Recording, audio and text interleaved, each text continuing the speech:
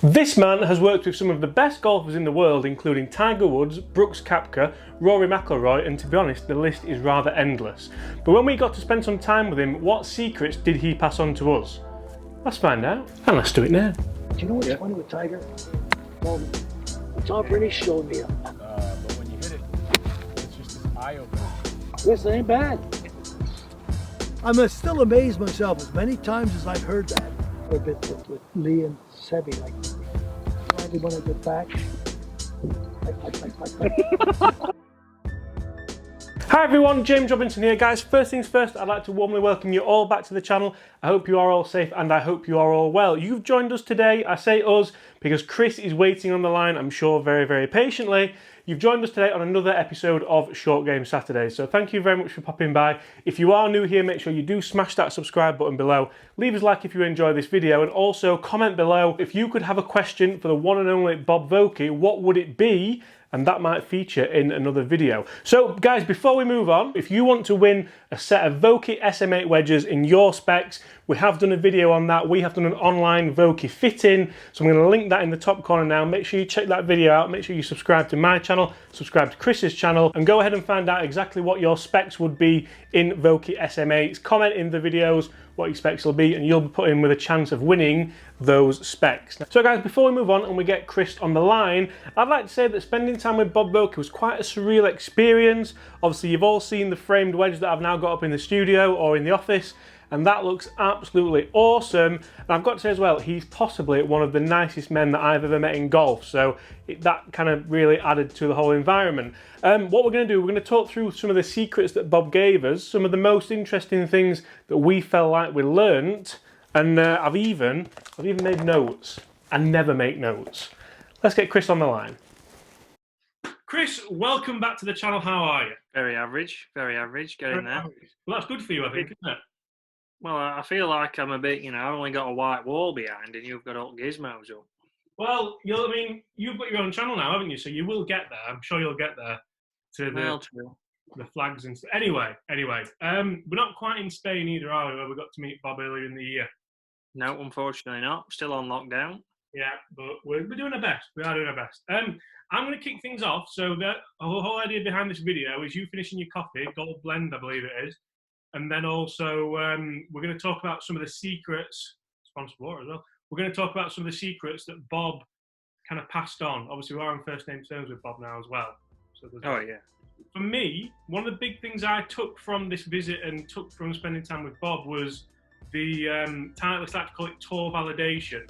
So like the kind of the pyramid of influence, and obviously you start at the top where you have the very elite players. Then that kind of filters down into your team Titleist members and your everyday golfers and things like that. One of the big things that kind of I grasped from that was even such as like shaft. So I remember basically wedges have heavier shafts in them, don't they? I know in mine I've got the kind of Tour Issue Dynamic Gold S400, and your standard wedge shaft is heavier than that you would have in your irons. That derives from Tiger Woods, believe it or not. So when Bob worked with Tiger, it was very much Tiger. I think you had this conversation as well. Did he want to feel the wedges more? Yeah, he wanted a little bit more feel, so a little bit heavier. So again, he's not having to hit them as hard. So he's just got more control. He doesn't have to swing them, try and hit more full shots. It's more so he can play half shots. So something again that most tour players will do, they don't play many full shots. So again, it's something that's helped them out massively. Yeah. And then down to, and I kind of wanted to branch off from this because when I was growing up, Vokeys were always kind of the wedges you would get. I know recently kind of TaylorMade have introduced good wedges, Ping have introduced good wedges, and other brands are starting to kind of catch up a little bit. But Vokeys were always the ones, weren't they? I think that were you a Vokey man growing up as well? No, I used to use the Pings actually. I had all Pings just because we're near Gainsborough, so and I've got OCD, so I'd have Ping throughout the bike, so I had drivers the full hit. But again, the most popular one, again the one we sold in the shop back in the day, most and still to the day really, is the Vokey. And I do think that can come down from the tour validation of it's going to be a good product every year because it's being tested. It's being tested by the best in the world. What's one of the big things that you took from the visit, Chris, or one of the secrets that Bob kind of passed on? So again, I think, you know, a lot of players come, they buy wedges, and it's the case they come with the lowest amount of bounce, and they think, okay, the better you are, the less bounce. You know, it's the same story as, you know, the better you are, you have blades, you know, as opposed to having a cavity. I was going to get mine, but like my blades. Classic Robinson.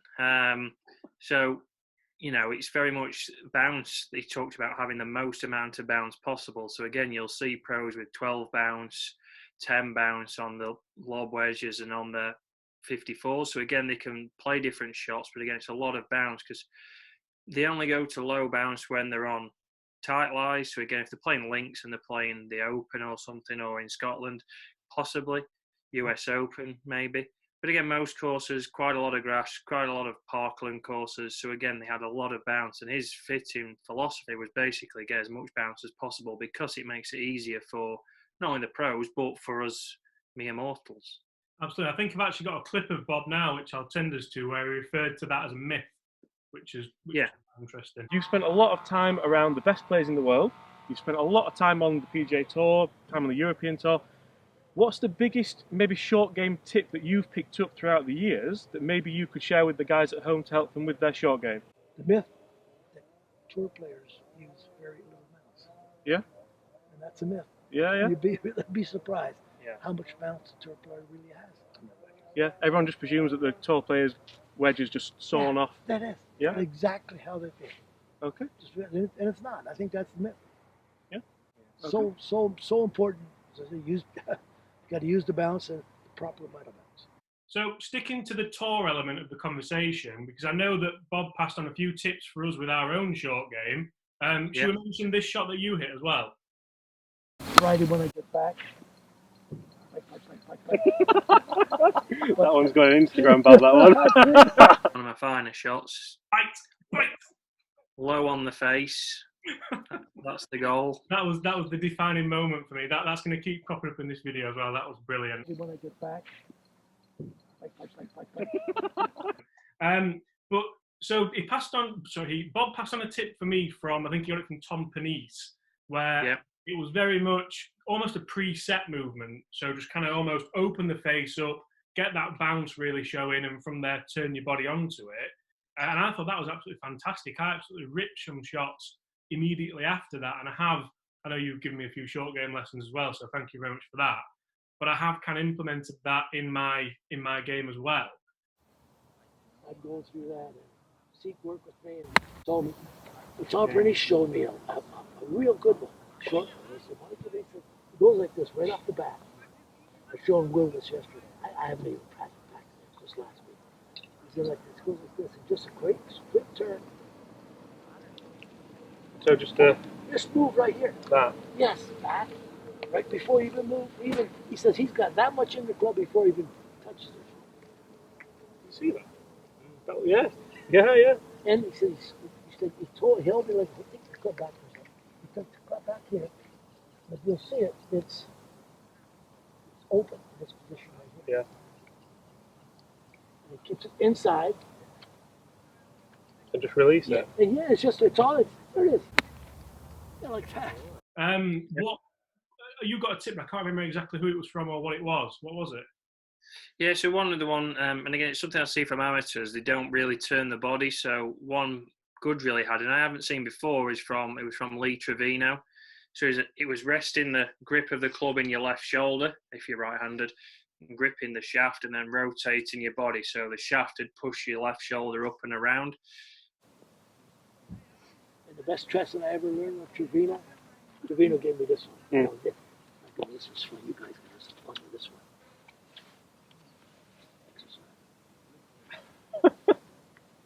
You watch Trevino swing? Yeah. Rotation. Yeah. How good's that? Yeah. That's unreal.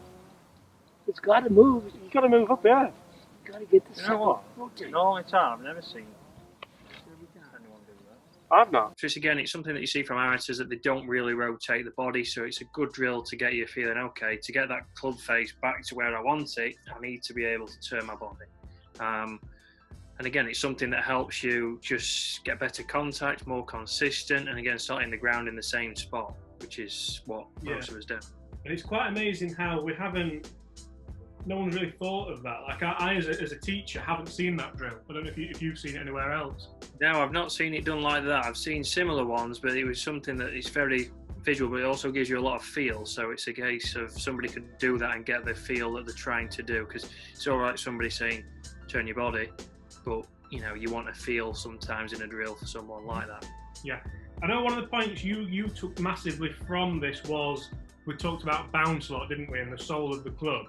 One of the big things, so I asked Bob, what is the most important aspect of a golf club? Obviously meaning wedges. Would you say there's one that's more important than the rest? I think I know where this is going to go, but...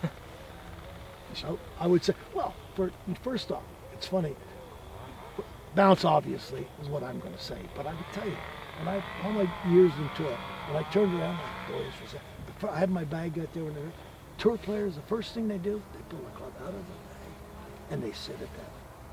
It's got to look good. Yeah. It's so very important. Yeah. Better players, profile. Doggone, it's got to look good. If it looks good, you got that feeling of confidence. Then the next question is, what's the bounce? Yeah. Right away.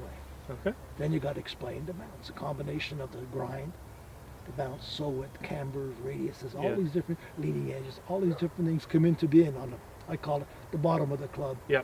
The soul, the SOUL. On the club, it is. Yeah.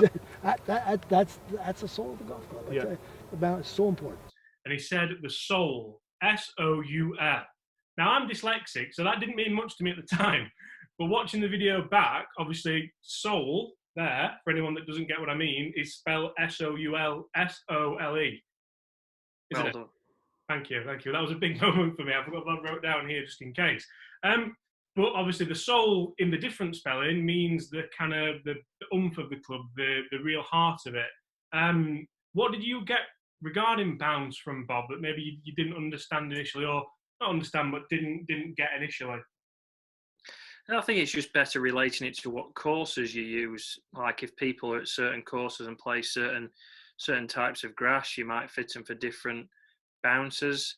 Again, it's not being afraid that more bounce means you're worse at golf, you know, and that's the common myth of people go, if I have 14 bounce and so only has 4 bounce, well, you know, it's not based on that. You know, you're going to get tour pros with 12, 14 bounce, so it's, you know, it's depending on what you want. And again, if that's going to make it. Adam Scott used the K grind for a period as well. So he used that's like the one that they class as a digger.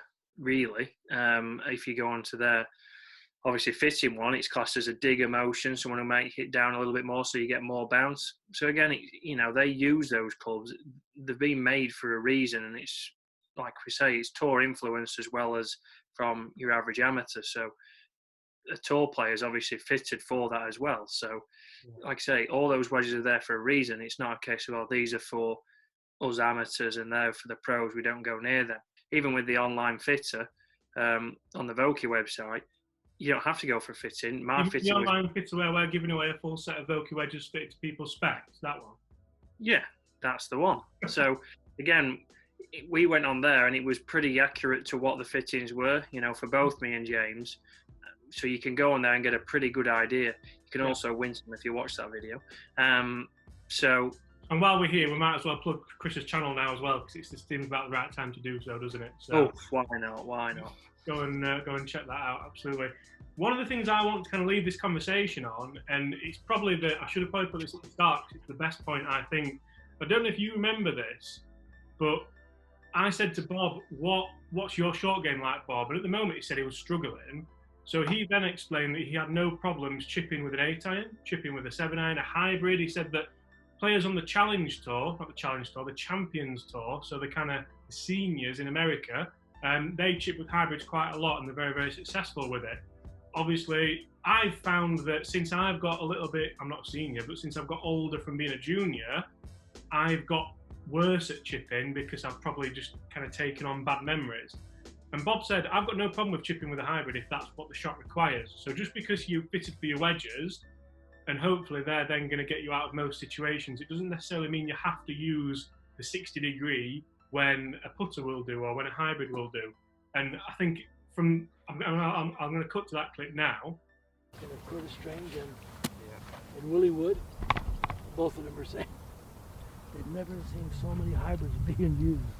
Yeah, around the edge of the green. On the edge of the green, then on the Champions Tour. Yeah. I'll go back to my club, and it's pretty good. Yeah. And I run at my club like that, and guys are yelling about it. What the F are you doing with the freaking hybrid? You're a wedge guy. And obviously that coming from Bob Vokey, whose name is plastered all over these great clubs here, is, I mean, if he can chip with a hybrid when he needs to, then also, I don't know who is it that, but have you seen him out the middle, that is? That can't be mad. No, must have been Laura in the garden. I think someone's broken in and started using my wedges, but yeah, that's one of the key things that I took from it as well. Like, you still have to play percentage course management, which I know you're really keen on, Chris. Yeah, exactly. So it's like, you know, your wedges are fitted for you so you can play all the shots, but if you need to at a different club, you know, an 8-iron, a hybrid, you know, you still play those shots, but your wedges want to be the ones, like you say, of if they're fitted, they give you more confidence. It's only like when we have irons and drivers, as soon as we say we've had it fitted, we have a little bit more confidence because we know it had the numbers on a TrackMan or on a flight scope. Same with our irons. And it's a big thing. It's making sure if we can go out there with more confidence to start with, we're more likely going to chip a little bit better. Yeah. And that's basically what Bob was saying. He says, you know, we all get fitted for irons and woods, but do we get fitted for, you know, wedges or even putters, for example? Absolutely. I know that's something that we're desperate to do in the future, isn't it? Get out and maybe spend a little bit of time with Scotty Cameron. I mean, we've spent time with the master of wedges, so why not spend time with the master of putters? Chris, thank you ever so much for your time. I know you were a very, very busy man during this lockdown period, so I've got to go and cut the grass. Yeah, the golf course is looking good, actually, isn't it? It is 3 holes now, you know, getting there. Hopefully get to 4. Chris, thanks a lot for your time, mate. I'll catch up with you soon. Yep, no worries. See you later, guys. And so, guys, there we have it. There were a few of the kind of bigger things that we took from meeting Bob Vokey himself. A lot of them were kind of off camera and on camera, but off camera, if that makes sense. So I wanted to just kind of get those things together, get them to you guys. And one of the big things for me, and I'm repeating what we've already said here, but things such as the shaft that Tiger kind of said he wanted. I want a heavier shaft in my wedges. All of a sudden, the wedge shaft is born, the S400 shaft's born. Some of these things are absolute gold dust, and I think it's absolutely fantastic that Bob Vokey keeps kind of progressing wedges through and through and through, and long may it continue. Guys, thank you so much for watching. Make sure you do check out the online Vokey fitting video that me and Chris did as well, because we are giving away a full set of Vokey SM8s, not in these specs, but in your specs, so you have to watch it on my channel. You can also go and watch it on Chris's channel as well. That doubles your chances of winning. Guys, hit that subscribe button if you haven't already. Like this video if you enjoyed it. What questions would you ask Bob if you could? Because that might feature in another video potentially. And apart from that, guys, make sure you do stay safe, look after yourselves, and I very much look forward to seeing you all tomorrow. Friday when I get back. That one's got an Instagram, Bob, that one. Friday when I get back with days, and then I worked a lot of bits with Lee and Seve, like he'll use, take a little bit of knuckle off here. Do you know what's funny with Tiger? He's probably in 2001 and 2001. He's my third. When he was really, really good then, he was.